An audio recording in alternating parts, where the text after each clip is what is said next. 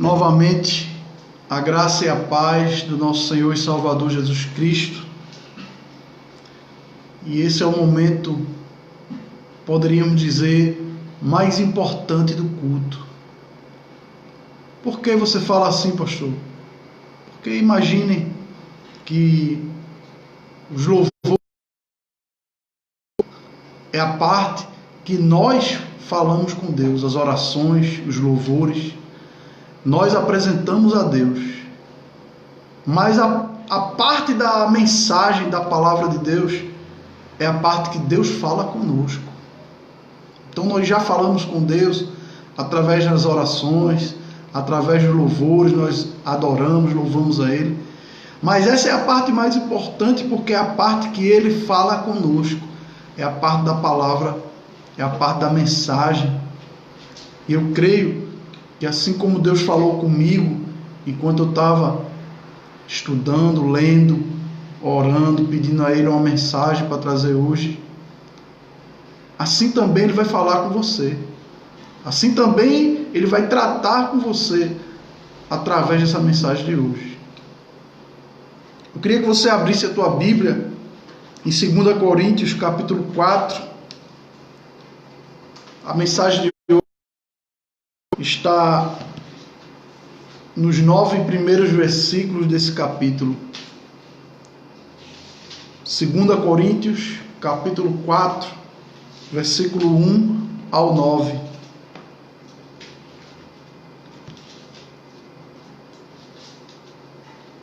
Que diz assim: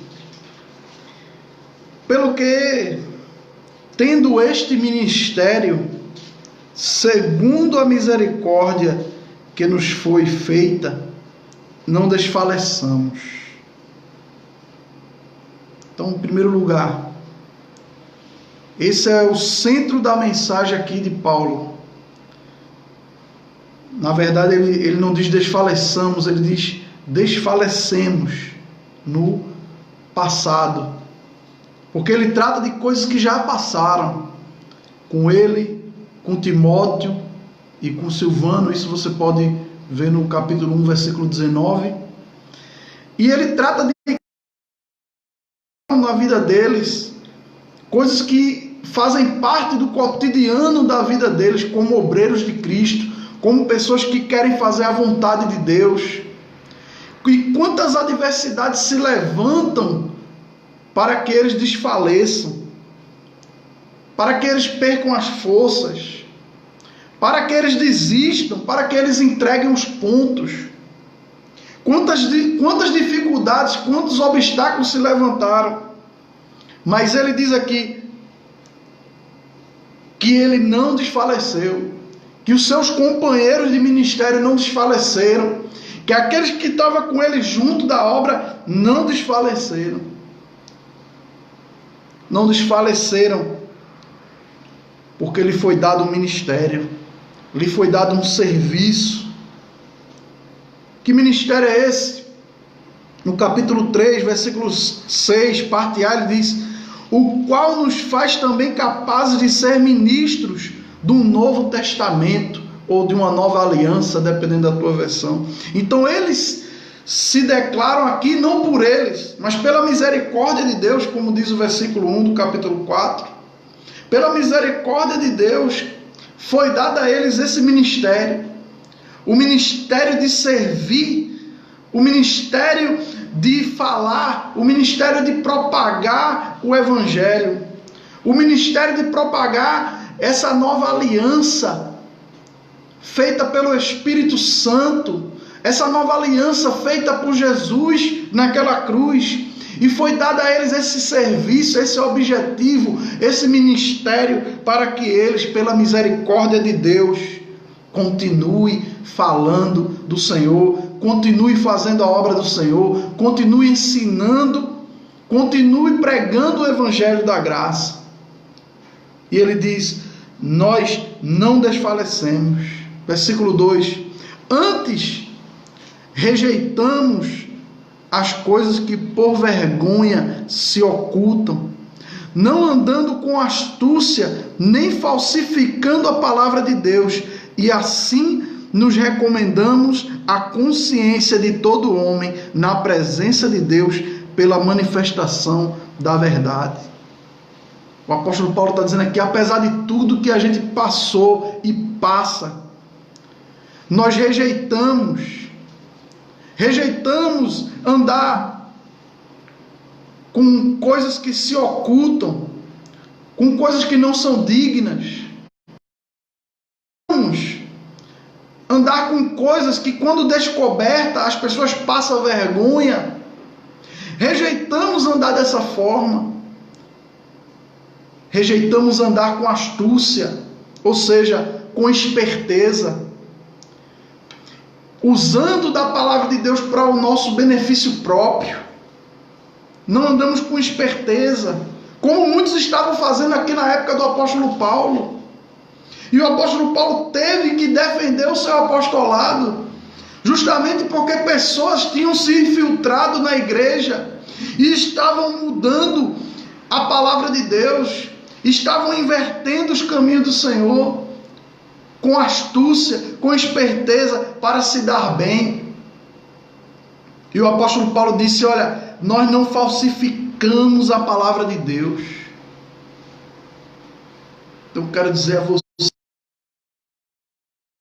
não entregue os pontos. É muito difícil a gente pregar a palavra de Deus da forma que ela é. É muito difícil a gente não ceder, a gente não rejeitar aquilo que está posto diante de nós. Como muitos hoje que se dizem apóstolos e querem viver do bom e do melhor, da gordura das ovelhas, apacentam-se a si mesmo, vivem lucrando, vivem se beneficiando, usando a palavra de Deus em vez de deixar que Deus os use para pregar a sua palavra. E aqui é muito complicado, mas nós que conhecemos a verdade, mas nós que conhecemos a Deus, temos que pregar na presença de Deus. Isso é algo que eu aprendi. Não pregamos somente a palavra de Deus, mas pregamos também diante de Deus. E pregar diante de Deus é como eu estivesse mandando um recado de alguém, mas a pessoa que mandou o recado está comigo aqui, esperando para ver se eu vou ser fiel ao que ela falou. Ela está comigo aqui, esperando ver se eu vou dizer palavra por palavra do que ela falou. Porque muitas vezes quando a gente dá um recado com uma pessoa longe da gente, a gente pode aumentar, a gente pode mudar. Mas se você for passar um recado e a pessoa que mandou você passar o recado estiver do seu lado, você vai se constranger, você não vai mudar. É por isso que nós não devemos pregar somente pregar a palavra de Deus, mas também pregar diante de Deus. Temos que ter esse conhecimento, como pregadores, como obreiros do Senhor, como pessoas que vão a campo evangelizar, falar do amor de Deus para aquele que não conhece. Devemos entender que quando a gente vai pregar a palavra de Deus, a gente vai com Ele também. Ele está conosco. Por isso nós temos que ter, como o apóstolo Paulo disse aqui, uma consciência limpa, recomendada a todos os homens, para a manifestação da verdade. A nossa consciência, quando ela está diante de Deus, da palavra de Deus, nós pregamos a verdade, não invertemos a palavra, não nos sujeitamos, porque é mais fácil você falsificar a palavra e se dar bem, e lucrar, e ganhar muito. É muito mais fácil. Mas não foi para lucrar que Deus te chamou, não foi para se dar bem que Deus te chamou, não foi para usar a tua esperteza que Deus te chamou. Deus te chamou para pregar a verdade em amor. Versículo 3. Mas se o nosso evangelho está encoberto, para os que se perdem está encoberto. Se essas pessoas que pregam dessa forma, que invertem a palavra de Deus, que falsificam a palavra de Deus, elas não conseguem entender o Evangelho, é porque o Evangelho está encoberto para eles. É porque os olhos deles têm escama. É porque os olhos deles estão tampados, eles estão cegos. Está encoberto porque eles estão na perdição. Está encoberto porque eles estão afastados de Deus. Aquele que está na luz, ele não tropeça. Jesus disse que aquele que anda de dia não vai tropeçar, mas aquele que anda de noite, aquele que é puro, ele tropeça. O que eu quero dizer com isso é que o Evangelho, e vamos chegar lá nos próximos versículos, é uma luz, mas essa luz só resplandece para aqueles que têm o Senhor, e muitos não têm o Senhor, por isso falsifica a palavra, porque se eles tivessem o Senhor, eles não fariam isso. Versículo 4 diz: nos quais o Deus desse século cegou o entendimento dos incrédulos, para que não lhes resplandeça a luz do Evangelho da glória de Cristo, que é a imagem de Deus.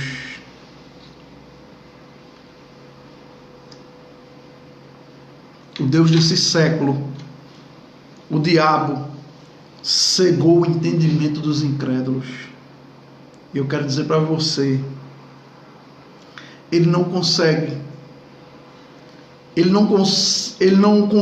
cegar o entendimento daqueles que creem em Cristo como Senhor e Salvador. O diabo não consegue cegar o entendimento daqueles que não creem na palavra de Deus. Ele só consegue cegar o entendimento daqueles que não creem na palavra de Deus. Mas aqueles que creem na palavra de Deus, a luz resplandece seus olhos. O diabo cega o entendimento. Muitos olham, mas não conseguem enxergar.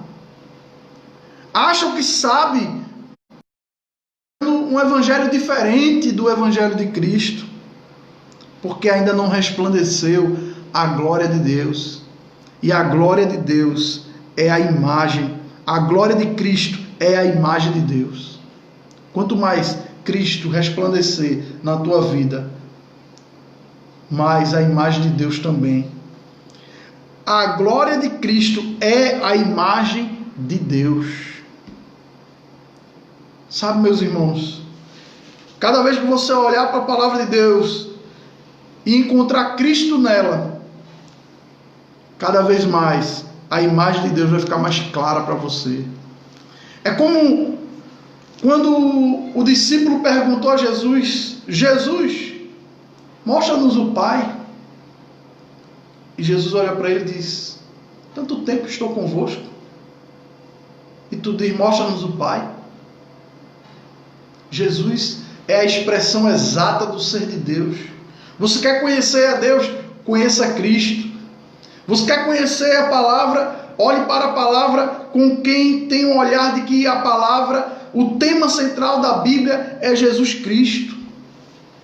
O tema central da Bíblia não sou eu. Esse evangelho que centraliza a pregação no homem não é o evangelho de Cristo, não é o evangelho de Deus, não é a palavra de Deus. A palavra de Deus é centralizada em Jesus Cristo. Por isso que João Batista disse: importa que ele cresça e que eu diminua. Quanto mais Cristo for glorificado na tua vida, quanto mais Cristo resplandecer na tua vida, mais vai ficar claro na sua mente, na sua vida, no seu coração, a imagem de Deus. Mas o Deus desse século cegou o entendimento dos incrédulos. E muitas pessoas estão sem entendimento, cegas, não conseguem enxergar. Não conseguem enxergar quão nocivo é o evangelho que elas estão pregando. Não conseguem enxergar que elas estão fora do caminho do Senhor. Não conseguem enxergar, porque o Deus desse século cegou o entendimento. Lembre-se que o diabo usa também a palavra de Deus. O diabo citou a Bíblia para o próprio Jesus. Ele tem cegado a muitos, e muitos têm usado a palavra de Deus sem perceber que muitas vezes não estão sendo usados por Deus. Essa palavra é dura, pastor.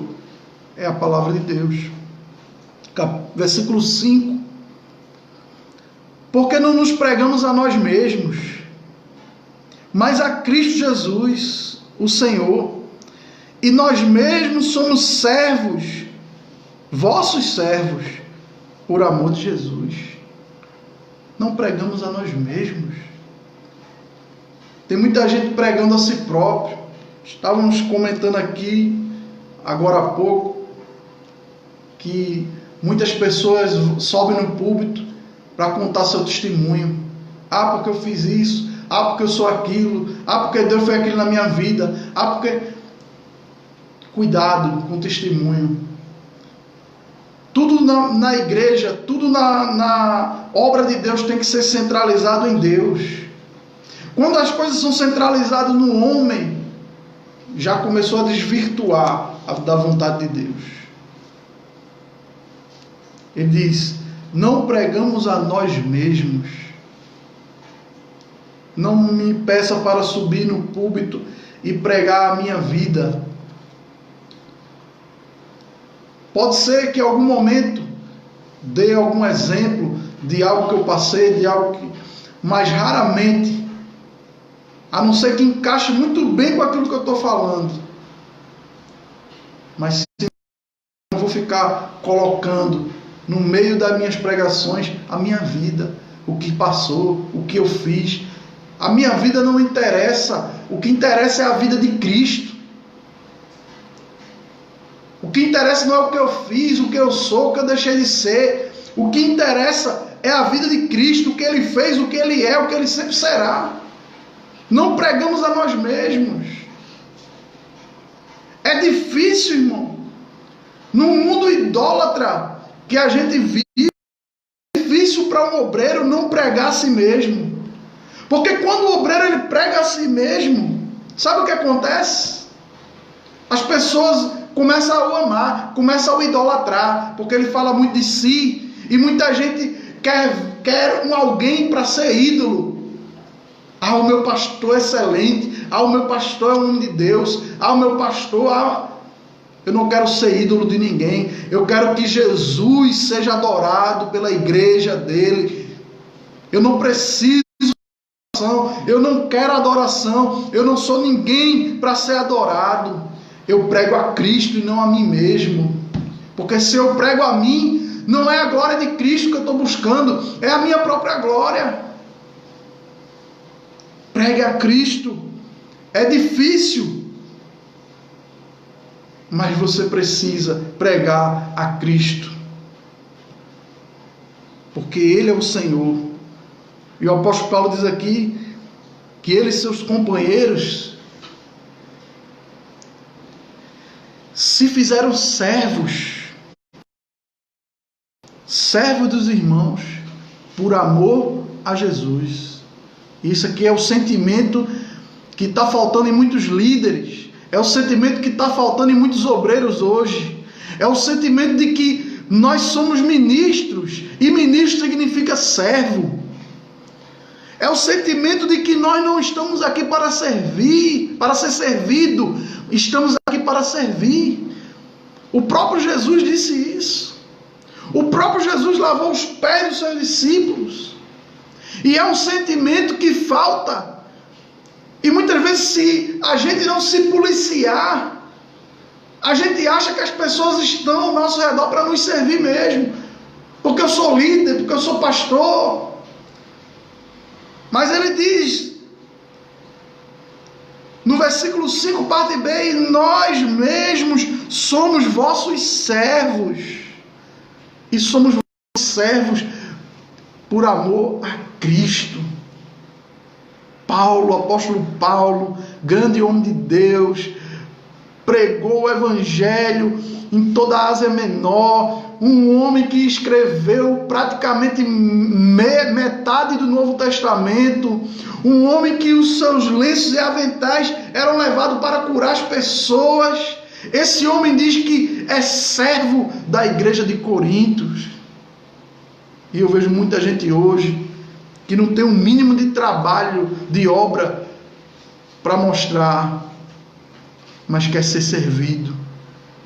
Não tem o mínimo do que o apóstolo Paulo fez, mas quer ser servido e não quer servir.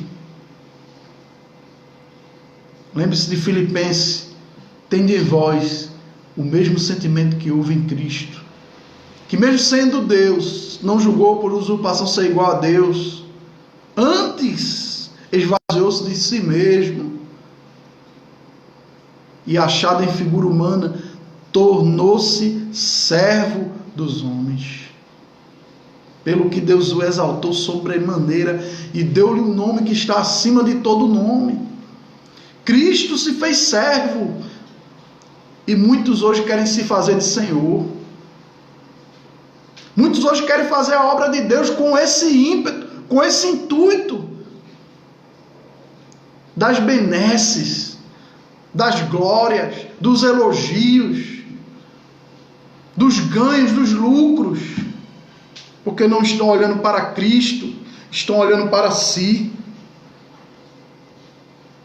Versículo 6: porque Deus, que disse, das trevas resplandeça a luz, é quem resplandeceu em nossos corações para a iluminação do conhecimento da glória de Deus na face de Jesus Cristo. Para você entender, eu vou começar de trás para frente. O conhecimento da glória de Deus está na face de Jesus Cristo. É aquilo que eu já falei. Para conhecer a Deus, temos que conhecer a Cristo. Temos que ler a palavra de Deus. Leia Mateus, Marcos, Lucas. Você vai olhar para Jesus e você está vendo Deus. E ele diz que esse conhecimento é iluminado no nosso coração. Não é algo que eu possa buscar. Eu posso até ler a Bíblia. Tem gente que lê a Bíblia de Gênesis e Apocalipse e não se converte. Por quê? Porque tem gente que lê a Bíblia e não muda de vida. Porque tem gente que lê a Bíblia e não se converte, não tem a vida transformada. Porque não é uma obra que eu possa fazer. Não é uma obra que você possa fazer por si mesma. É uma obra que Deus faz no nosso coração. Ele ilumina o nosso entendimento. Ele ilumina o nosso conhecimento. Veja que ele diz, na primeira parte do versículo: porque Deus que disse que das trevas resplandeça a luz, é quem resplandeceu em nossos corações a iluminação. Imagine, ele está dizendo aqui que o mesmo poder lá do Gênesis que disse haja luz, quando tudo era trevas, o mesmo poder que disse haja luz, é o mesmo poder usado para transformar os corações e as vidas. É o mesmo poder usado para tirar a nossa mente das trevas, iluminar a nossa mente, iluminar o nosso coração, a nossa vida, e fazer com que a gente deixe de ser cego e passe a enxergar a glória de Deus na face de Jesus Cristo. Passe a enxergar o Evangelho, passe a enxergar a salvação, a vida eterna. Quem faz isso é esse poder. Por isso que o apóstolo Paulo diz: eu não me envergonho do Evangelho, porque é o poder de Deus para a salvação de todo aquele que nele crê. É iluminação. Deus, Ele faz uma obra nas nossas vidas. Deus, Ele faz uma obra na nossa mente. É Ele que faz. Eu de maneira nenhuma chegaria até Deus. Você de maneira nenhuma chegaria até Deus se Ele não resplandecesse essa luz do Evangelho no nosso coração. Por isso ele diz: não fosse vós que escolhestes a mim, fui eu que escolhi a vós. E esse versículo aqui, ele é o oposto do que o apóstolo Paulo estava falando no capítulo 3. Porque no capítulo 3, o apóstolo Paulo vem falando ali do versículo 7 em diante. Ele diz assim, que o ministério de Moisés, gravado, era um ministério da morte. Por que ministério da morte? Porque muitas pessoas não conseguiam seguir. Porque ninguém conseguia fazer todos aqueles mandamentos. Precisou Jesus vir para cumprir toda a lei. Porque nenhum homem era capaz de cumprir toda a lei. E ele vai falando lá que até hoje, no versículo 15, quando é lido Moisés, o véu está sobre o coração deles. Ele está falando de pessoas que eram judaizantes, que queriam voltar a seguir a lei, seguir as normas da lei, voltar a fazer sacrifício. E ele está dizendo aqui que essas pessoas, quando elas liam Moisés, o véu estava sobre a cabeça delas.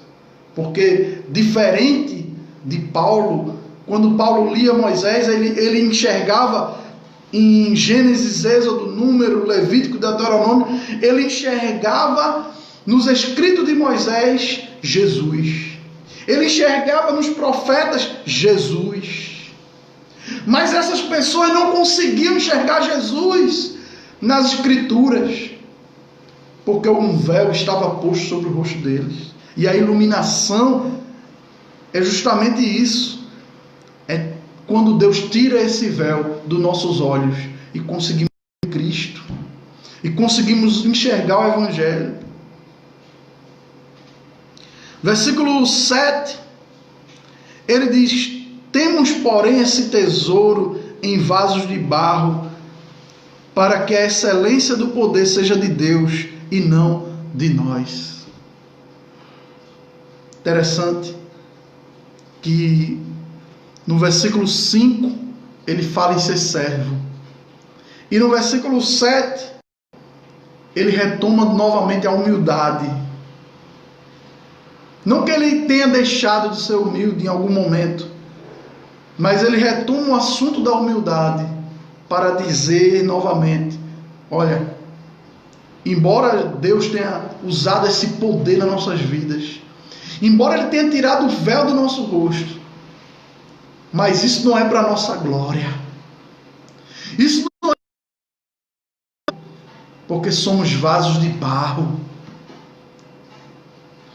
Esse tesouro do Evangelho, esse tesouro da iluminação, esse tesouro da glória, esse tesouro da palavra de Deus, Ele colocou em vasos de barro, vasos que não têm muito valor, para que a excelência do poder de Deus seja de Deus e não nossa. Para que a glória seja de Deus e não nossa. Temos que entender: o Espírito Santo habita em nós, e o Espírito Santo é um tesouro dentro desse vaso de barro que somos cada um de nós. Esse vaso de barro, imagine, esse vaso de barro não teria valor nenhum se o Espírito Santo não habitasse nele, se a luz do Evangelho não tivesse resplandecido nele, se esse tesouro de Deus não estivesse no coração dele, dentro dele, esse vaso de barro não teria valor algum. Se temos algum valor, esse valor não está em nós, está no nosso Deus que habita em nós em glória. Temos esse tesouro em vasos de barro, para que a excelência do poder seja de Deus e não nossa. E aqui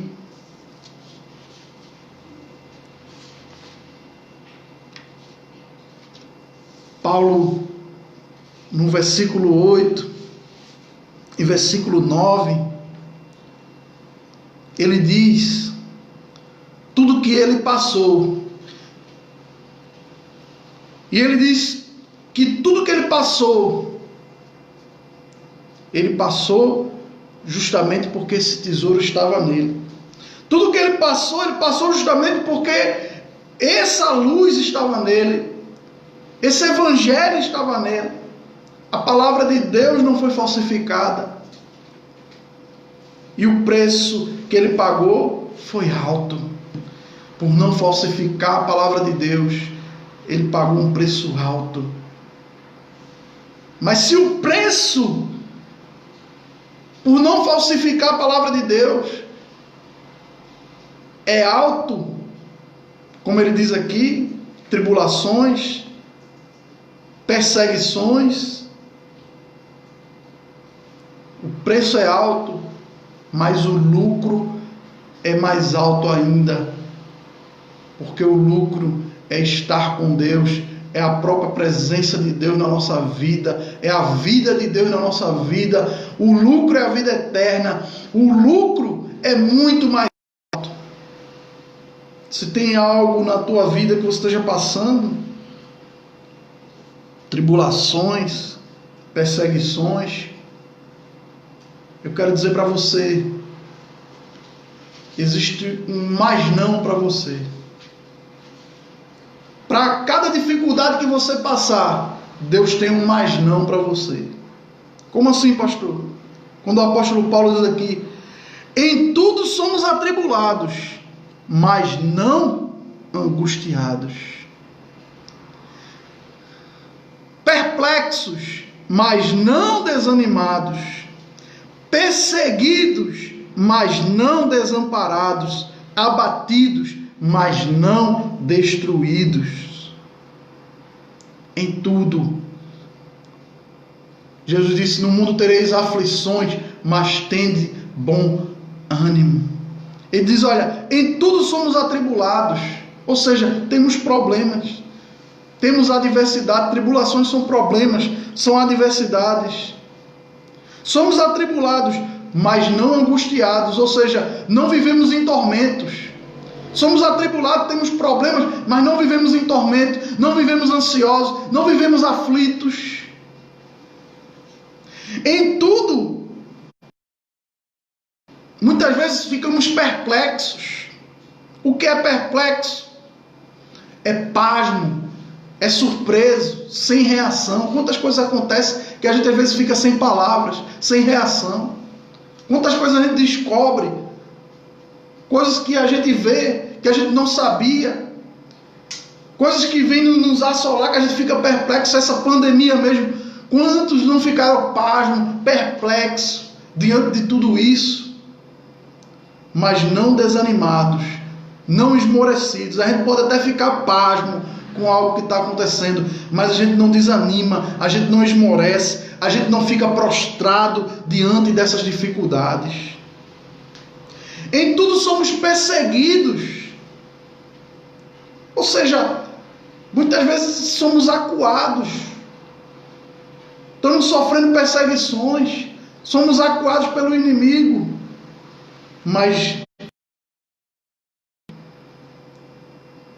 desamparados, desprotegidos, nunca abandonados pelo nosso Deus. Podemos até ser perseguidos, mas não somos desamparados pelo nosso Deus. Não estamos só. Você tem Deus na sua vida. A perseguição vem, mas vai passar. As tribulações vêm, mas vai passar, porque você não está desamparado. Você tem um Pai, e esse Pai é grande, é Deus. Em tudo somos abatidos, ou seja, enfraquecido, reduzido, mas de forma alguma, ele diz, de forma alguma, mas não estamos arrasados, destruídos, arruinados. Isso nunca. Alguém pode nos abater, a gente caiu agora, mas a gente vai levantar, porque não conseguiram e nem vão conseguir nos destruir. Porque maior é o que está em nós. Se Deus é por nós, quem será contra nós? Por isso, por essa convicção, por essa palavra que é a verdade, eu digo para você, não desfaleça, não esmoreça, não se entristeça, porque Deus está contigo. Vai ser difícil, sim. Ele nunca prometeu que seria fácil. Lá em Mateus 5 ele diz: bem-aventurados os que são perseguidos pelo meu nome. Ele nunca prometeu que seria fácil. Ele diz lá em João 16, ele diz: no mundo tereis aflições. Ele não prometeu que seria fácil, mas uma coisa ele prometeu: que estaria conosco até a consumação dos séculos. Por isso eu não posso desanimar, por isso eu não posso desfalecer, por isso eu não posso entregar os pontos, por isso eu não posso jogar a toalha, por isso eu não posso desistir de seguir nesse caminho, porque Ele está comigo. Aleluia. Essa é a mensagem. Eu quero dizer para você, obreiro, o teu ministério não depende dos homens. O teu ministério não depende da aprovação das pessoas. O que as pessoas acham ou deixam de achar, o teu ministério não depende disso. O teu ministério não depende das finanças das pessoas. Confia em Deus. O teu ministério depende da misericórdia, da graça e da iluminação do Senhor na tua vida. Se você tem a misericórdia, a graça, a iluminação, você tem o Evangelho, você tem Jesus, você tem Deus. É disso que o teu ministério depende. É disso que a tua vida depende. Dependa de Deus. Porque se o teu ministério depender dos homens, vai fracassar. Porque os homens estão fadados ao fracasso. Mas se o teu ministério depender de Deus, ele não vai fracassar. Ainda que para alguns, nos olhos humanos, esteja fracassado. Mas eu digo para você, diante de Deus não está. Porque muitos, por Paulo e por seus amigos, seus obreiros, sofrer essas coisas, muitos achavam que eles não eram apóstolos. Que eles não eram obreiros do Senhor, porque estavam sofrendo todas as coisas. Mas na verdade era o contrário. Por eles sofrer essas coisas, é que realmente eles eram obreiros do Senhor. Isso é que testificava o ministério deles. Que você esteja convicto dessas palavras, esteja em Deus, em nome de Jesus. Fique com a graça e a paz do Senhor. Vamos orar e agradecer ao Senhor. Amém? Obrigado, Pai, por essa mensagem de hoje, a qual eu creio, Senhor, que o Senhor falou aos corações daqueles que estiveram atentos, Senhor. Ó Pai, obrigado, Senhor, por tudo. Obrigado porque o Senhor verdadeiramente nos sustenta. Verdadeiramente sustenta a nossa vida, sustenta o nosso ministério. Verdadeiramente o Senhor nunca nos abandona. O Senhor é aquele amigo fiel a qual nós cantamos aqui no hino. Ó Pai, te agradecemos, Senhor. Te agradecemos, Senhor, não importa, Senhor, como disse Abacuque, não importa se a figueira não vai florescer, se não vai haver fruto na vide, se não vai haver ovelha no curral. Todavia eu me alegro no Senhor e exulto no Deus da minha salvação. Obrigado, Senhor, por tudo, Pai. Só tenho a te agradecer, Senhor. Só tenho a te agradecer, Pai. E te peço, derrama o teu Espírito, Senhor. Derrama o teu Espírito sobre essas vidas. Ilumina os olhos, Senhor. Ilumina os olhos para que seja resplandecido a tua glória nessas vidas, Senhor.